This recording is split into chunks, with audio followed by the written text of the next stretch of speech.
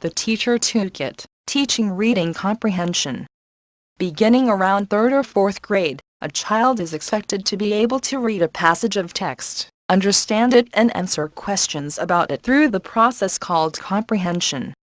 Comprehension is a process in which readers construct meaning by interacting with texts through the combination of prior knowledge and previous experiences, information in the text, and the standpoint the reader takes in relationship to the text. But most of the problems among teachers are the pupil's capacity to comprehend. Each pupil is unique, and he or she possesses traits and characteristics that are distinctly applied with each text and situation. If readers have individual differences, how do teachers support elementary-aged readers to become more competent? First, teachers must build the pupil's background knowledge of the passage. Before we begin reading a selection with our pupils, we should build upon the knowledge that they already have. Consider that many of our pupils may have limited ideas about the selection. As teachers, we need to show them visual representations mentioned in the story. This way, pupils will be able to visualize what they are reading, which is absolutely critical to true comprehension.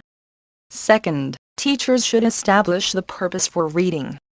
As educators of the young, we have to remember that grades are not as strong a motivator for learning how to read. As teachers, we should discuss with our pupils the reason for reading a particular text. When they have established a specific purpose, they are more likely to become more invested in the reading process, which increases comprehension.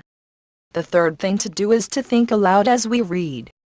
Remember, pupils who have fallen behind need not to be behind during the entire reading. When reading orally to pupils, stop and share what is going through our head after reading a particular word or passage. This is not a series of mini lectures, but rather a way to provide a model of thoughts that are going through our head while we read. And of course, determining what is important is very crucial as well. We need to identify what is important, and diminish our focus on less important ideas or pieces of information, so that pupils will center their attention to the main idea of the story. We also have the questioning reading comprehension strategy. This requires teachers to create interaction during the reading process.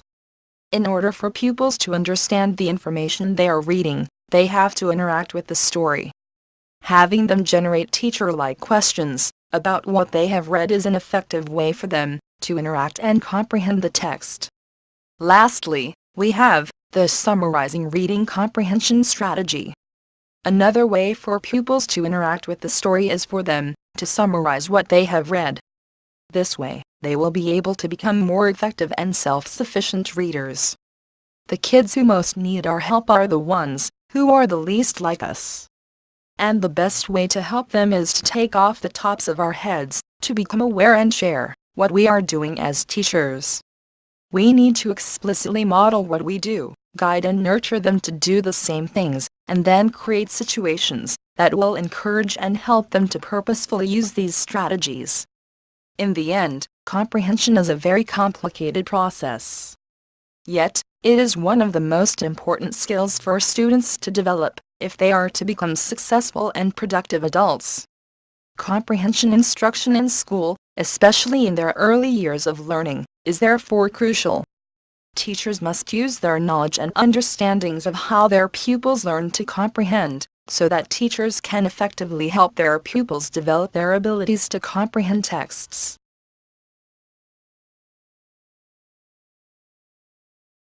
Created using Powtoon.